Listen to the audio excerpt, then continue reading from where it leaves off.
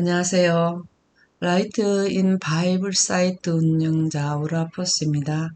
이 시간에는 우주 평화 유지 프로그램을 말씀드리는데요. 1편에서 우주 신견에 대해서 말씀드렸습니다.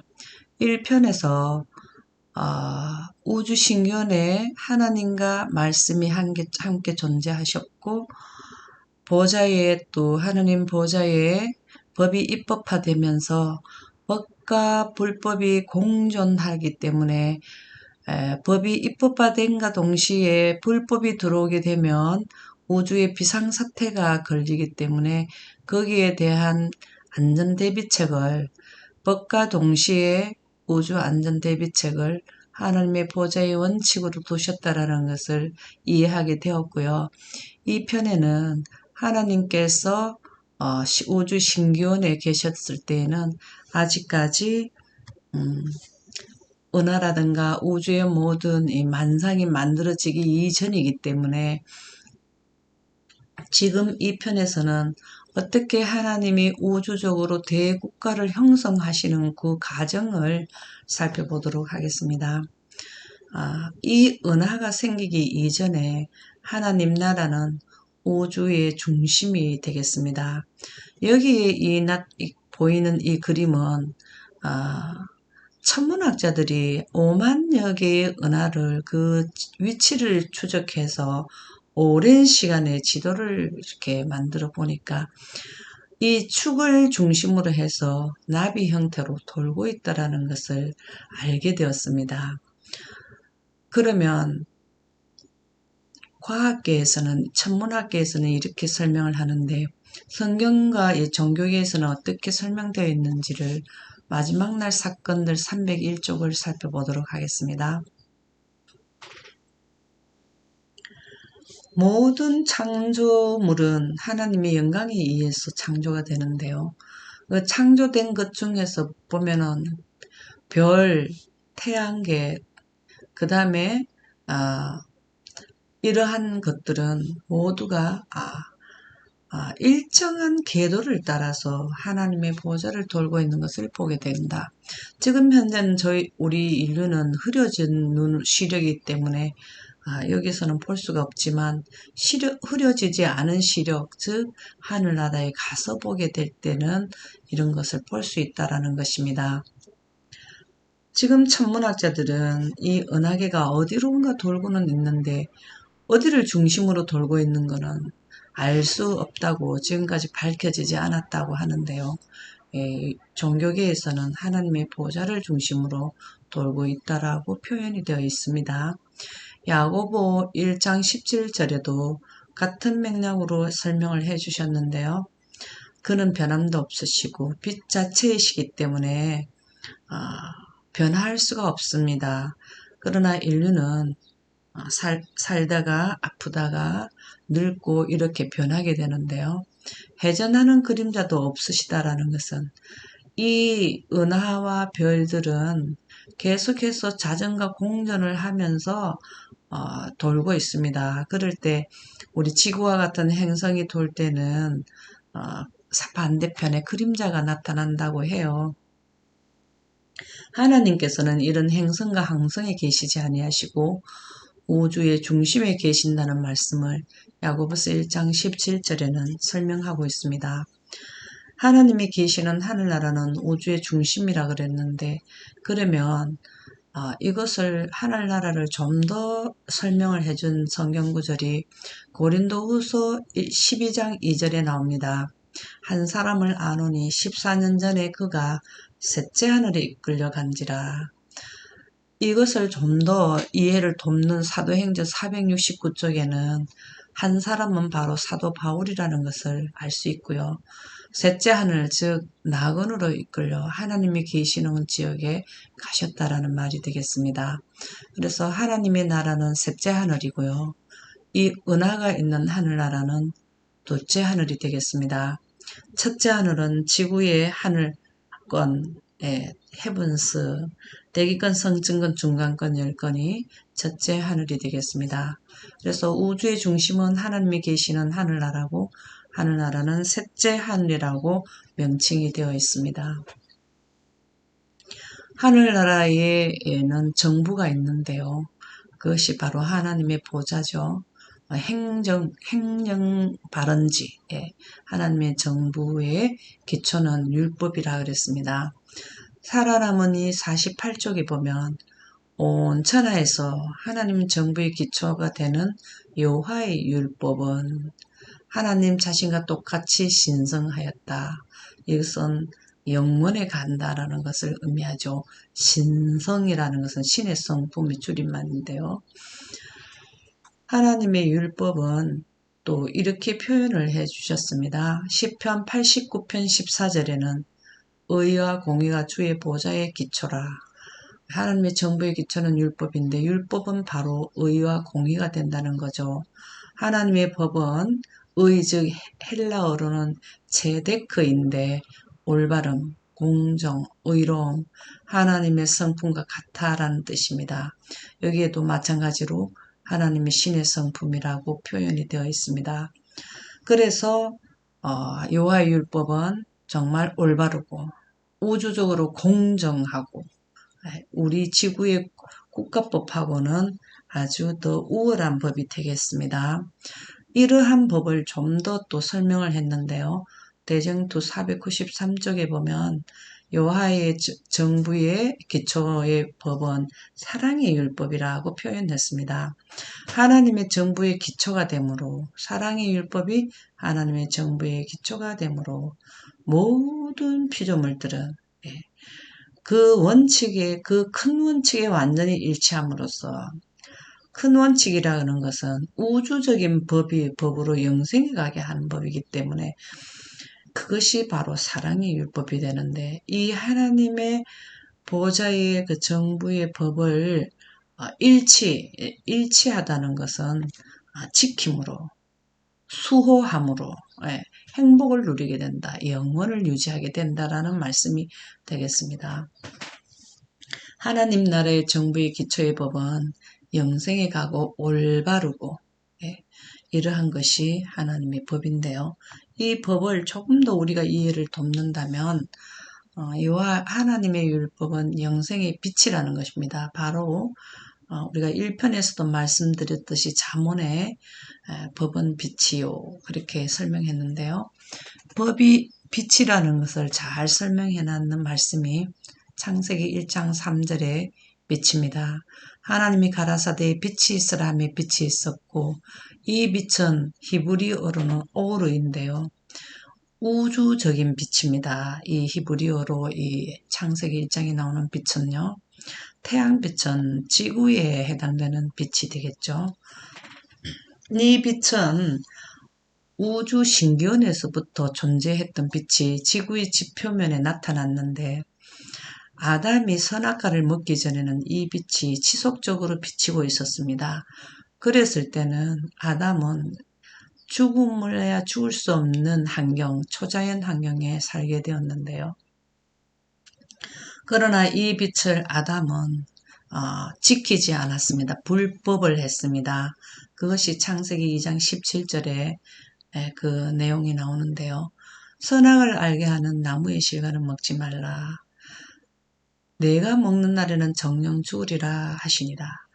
하나님께서는 우주 보좌의 그 본질, 성질, 우주 보좌의 법과 불법의 그 공존하는 그 상관관계로 인해서 원칙을 두셨는 그 원칙을 선악과 나무에도 두셨어요. 법이 있으면 불법을 할 수 있다라는 것은 그 상호관계가 공존관계라는 것입니다. 그것을 선악과에도 그 의미를 부여해 주셨어요. 선악과 나무의 과일을 먹지 않으면 법을 지키는 것이고 영생하게 되고 선악과를 먹는 것은 불법을 행해서 이 창세기 1장 3절의 빛이 지구 지표면에서 물러나게 되는 것입니다. 그래서 지금 지구와 같은 환경으로 바뀌게 되는 거죠. 지구에는 지금 인류의 에너지의 원천인 에너지의 우리에게 살아가게 하는 에너지원이 태양이지만 태양에서 나오는 빛으로 우리가 살아가지만 영생자들은 창세기 1장 3절의 빛이 지표면에 비치는 그런 환경에서 사는게 되면 영생하게 되는 것입니다. 그래서 창세기 2장 17절의 선악과 나무는 하나님 보좌의 법과 그 법을 불법할 당시에 발생되는 그 이치, 원칙을 여기에도 부여해 주신 것입니다. 가정과 건강 64쪽 오늘날 흑암과 죽음의 그늘에 앉아있는 수많은 사람들이 지구 인류는 태양빛에 의존해 사는 사람들은 죽음의 그늘에 아래 앉아있지 않습니까? 이러한 사람들이 생명의 빛이 되시는 예수님의 영광, 그 예수님이 이 땅에 지구에 오실 때 영광, 구름에 하늘의 빛을 넣는 영광을 타고 오시는데요. 그 빛은 바로 하나님 보좌의 기초가 되는 율법인 영생의 빛을 구름에 담아 쏘보십니다. 그럴 때 우리는 이제 창세기 1장 3절의 빛이 생명의 빛이기 때문에 빛으로 옷을 갈아입고 영생 가운데 영생의 대열에 들어가게 되는 것이죠. 그래서 우리가 기뻐하게 될 것이다 했습니다. 그래서 보좌의 하나님 보좌의 기초가 되는 율법은 바로 창세기 1장 3절의 빛, 우주 신기원에 존재했던 선재했던 영생의 빛이 되겠습니다. 이 빛의 원천지는 창세기 1편에서도 살펴보았지만 시편 36편 9절에 보면 대저 생명의 원천이 주께 있사오니 그 다음에 요한일서 1장 5절에도 곧 하나님은 빛이시라. 다 빛은 아버지 하나님과 주께 있사오니 하는 것은 아들 하나님 두 분께서 빛을 생성하신 분이라는 것을 여기서 설명하고 있습니다. 그래서 이 영생가는 창세기 1장 3절의 빛은 두 분 하나님께서 나온다는 것을 알 수 있습니다. 그런데 이 영생의 법은, 그 빛은 온 우주를 다스리는 통치권이 되는데요. 우주 통치권이 먼저 선재하고 그 다음에 이 환경을 하나님께서 창조하십니다. 그러면 요한복음 1장 1절에는 우주 통치권이 우주 은하계가 만들기 이전에 선재했다라는 말씀이 태초의 말씀이 계시니라. 우주 신기원에 하나님의 빛이 존재했다라는 것을 말씀하시고 있고요. 이 빛으로 우주 신기원에 존재했던 선재했던 빛으로 모든 생명체를 유지하고 주관하신다는 말씀이 세자녀 지도법 55쪽에 나옵니다. 생명의 참된 활동 영역은 영생의 삶은 하나님과의 조화 안에서만 찾을 수 있다. 하나님의 법을 지킴으로써만 영생의 활동이 이어진다라는 내용이 되겠습니다. 하나님께서 만드신 만물에게 있어서 조건이 동일하다. 생물계나 무생물계나 모두 조건이 동일하다. 유지 보존되는 것은 하나님의 보좌의 법으로 한다라는 것입니다. 가려법은 기별 1권 216쪽에도 이러한 말씀이 있는데요.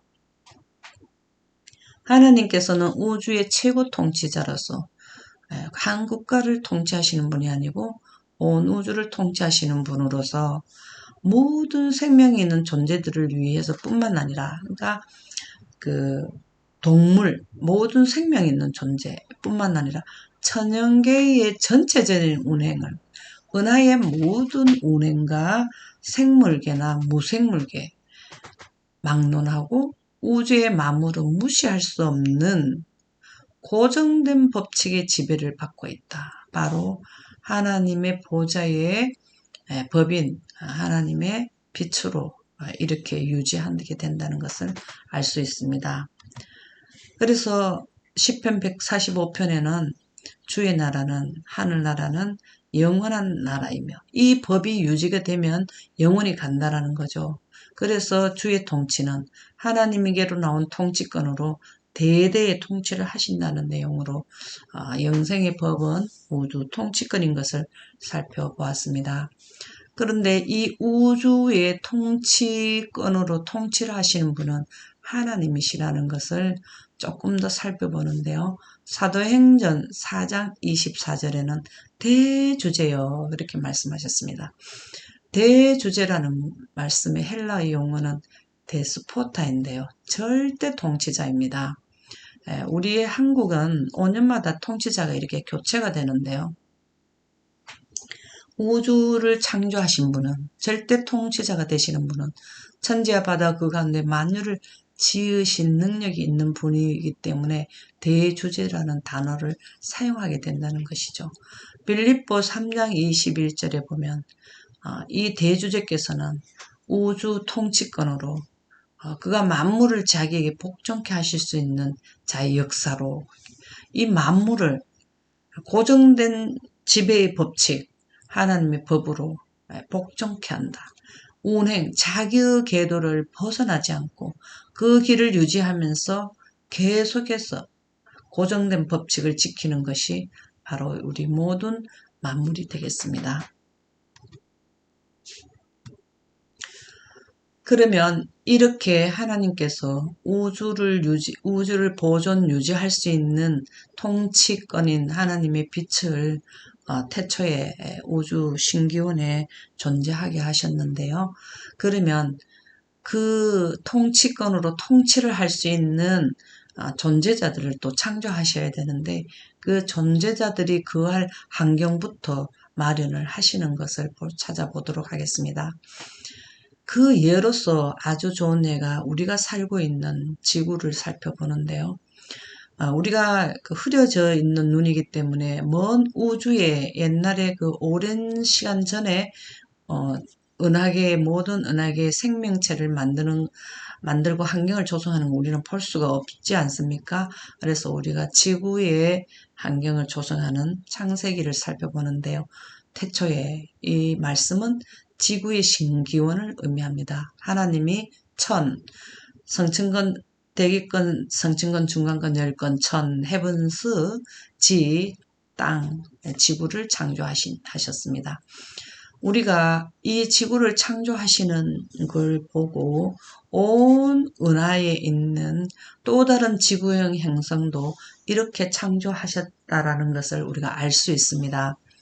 로마서 11장 36절에 보면 만물이 주에게서 나오고 이렇게 말씀하셨습니다. 만물이 예수님께서 창조하셨다라는 말씀이 되겠습니다. 또 말씀과 능력 32쪽에도 보면 만물이 하나님의 아들로 말미암아 창조되었다. 그렇게 말씀을 하시고 있습니다.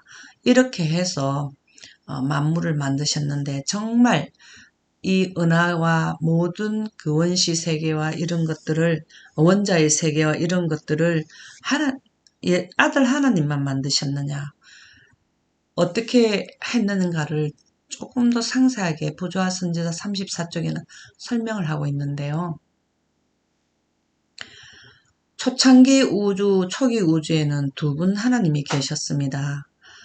스가랴 우리가 6장 12절에서 13절 평화의 의논에서 두 분이 의논하셨다고 설명을 드렸는데요. 여기에도 보면 거기에 또 내용을 더 추가해서 설명을 해주신 내용입니다. 우주의 통치자는 두 분 하나님 중에 통치자는 당신의 은혜로우신 사업을 홀로 행하지 않으셨다.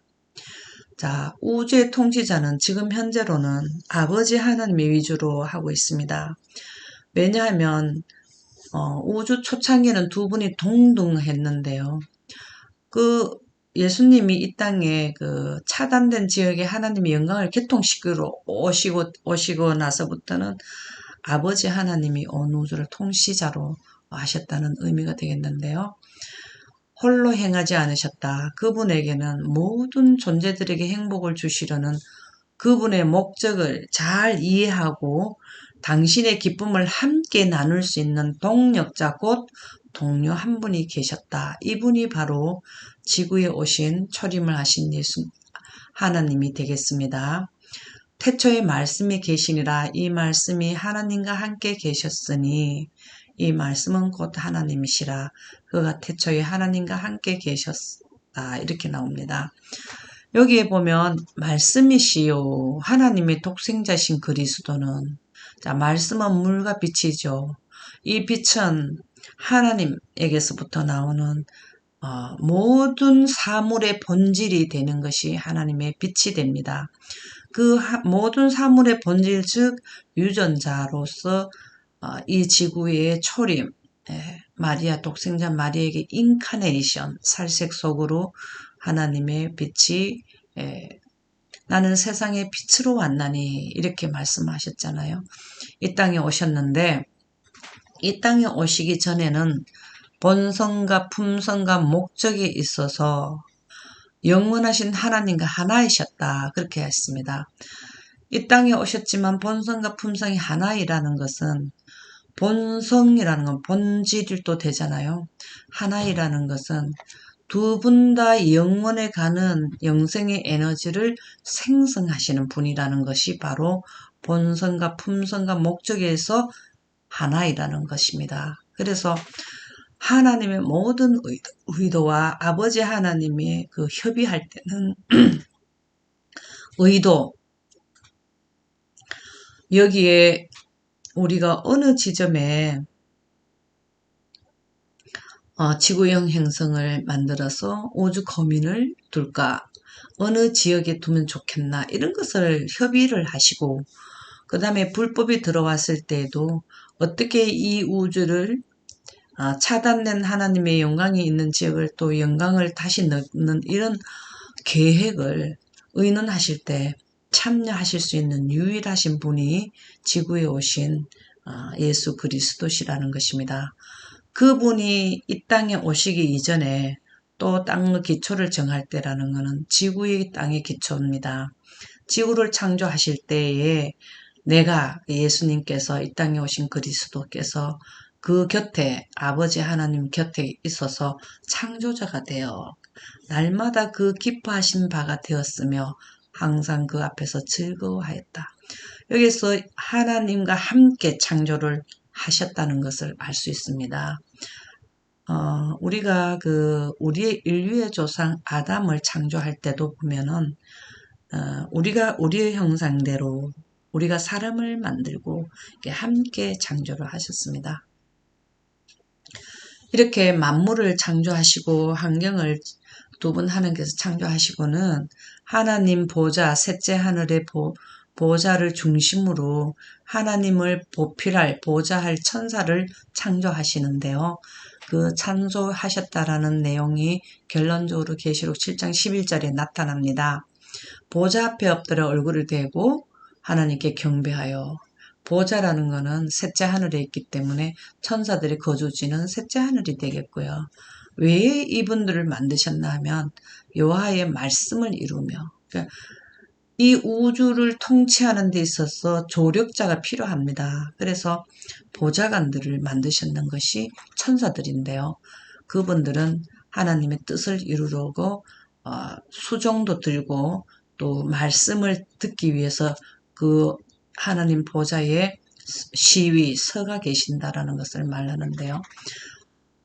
그 숫자는 천천히요, 시위하는 만만이라, 엄청난 숫자라는 것을 여기에 설명하고 있습니다. 하늘 정부도 있고 정부의 조력자도 있고 또 우주에 그걸 환경도 조성하셨는데, 은하계의 지구형 행성, 생명체가 살 수 있는 지역에 하나님의 우주 거민, 하나님의 백성들을 여기에 또 창조하시는 광경을 보도록 하겠습니다. 여기 38장 7절에 보면은 그때에, 지구를 창조할 때에 새벽별들은 천사들이죠. 그리고 함께 노래하며 하나님의 아들들이 다 기쁘게 소리하였었느니라. 지구를 창조할 때에 이미 하나님의 아들들, 우리 인류의 조상 아담과 하와가 탄생되기 이전에 이미 이 지역에는 다른 지역의 지구형 형성이 많아서 하나님의 아들들이 존재했음을 여기 설명하고 있습니다. 천사들과 이 우주에 있는 하나님의 아들들이 지구를 창조할 때에 참관인으로서 그 모든 것이 창조되는 것을 함께 기쁘며 찬양을 했다라는 내용이 되겠습니다. 욥기 1장 6절에도 보면 하나님의 아들들이 와서 이 내용은 우주 총회, 장자 총회가 있을 때 이 지역에 있는 둘째 하늘에 있는 모든 이 하나님의 아들들이 대표를 해서 우주 하나님 보좌에 왔다라는 내용이 되겠습니다. 하나님의 아들들 우주 거민을 만드는 좋은 예는 우리 창세기 2장 7절 아담을 창조하는 모습으로 볼 수 있는데요. 여호와 하나님이 흙으로 사람을 지으시고 우리 인류의 재료는 흙인데요. 생기를 그 코에 불어넣으시니 하나님으로부터 원천지가 되어서 나오는 영생의 에너지를 코에 불어넣으시니 사람이 생명이 된지라. 이 생명이라는 것은 히브리어로 네페시 하야인데요. 생물에다가 하나님의 빛으로 옷을 입혀서 영생자가 되었다라는 내용이 되겠습니다. 우리 인류는 생물이지 아주 생명이 되지 못하고 있습니다. 그래서 우주 대국가를 건설하는 조건을 다 갖추셨어요. 느헤미야 9장 6절에 보면 환경을 조성했다는 것을 한 번 더 우주적으로 조성했다는 것을 살펴봅니다. 오직 주는 여호와시라. 하늘과 하늘들의 하늘. 하늘은 우리 지구의 스카이, 하늘들이라는 우리 지구의 헤븐스, 성층권, 대기권, 중간권, 열권, 4개의 층의 하늘. 그러니까 지구의 하늘과 은하계, 그 다음에 1월 성신, 해와 달과 별들과, 이거는 우리 지구를 말하는 거죠. 땅과 땅의 만물, 우리 지구의 상태, 바다, 그 가운데 모든 것을 지으시고, 이러한 형태로 온 우주의 또 다른 지구형 형성에도 이런 형태로 창조를 하셨다. 환경을 조성하셨다라는 내용이고요. 그 다음에 이 환경, 셋째 하늘과 둘째 하늘과 첫째 하늘에 존재자들이 계셨다는 것을 창조하셨다라는 것을 증명하는 예언의 말씀이 가려 뽑은 기별 315쪽에 나오는데요. 땅의 기초가 놓일 때 새벽별들이 함께 노래하고, 새벽별들은 천사들이죠. 하나님의 아들들이 다 기쁘게, 여기에서도 보면은 지적인 존재자들, 하나님과 영원토록 함께 영생을 누리는 자들을 창조하셨다라는 것을 볼 수 있고요. 그 다음에 시편 103편 19절에도 보면 그 모든 것을 주관하시는 통치자는 여호와께인데 그 보좌를 하늘에 세우시고 여기에서 행정의 원천지, 행정구역의 그 시작점을 하늘에 세우시고 그 보좌에서 정권, 하나님의 법을 두신 생명의 빛으로 만유를 통치하신다. 그러니까 모든 all things, 거시세계와 미시세계의 모든 것을 통치하신다라는 내용을 2편에서는 말씀드렸습니다. 1편에서는 우주 신기원 초창기를 말씀드렸고 2편에서는 대우주적 국가를 건설하셨는 과정을 살펴보게 되었습니다. 이 모든 말씀으로 인하여 말씀으로 마치도록 하겠습니다. 감사합니다.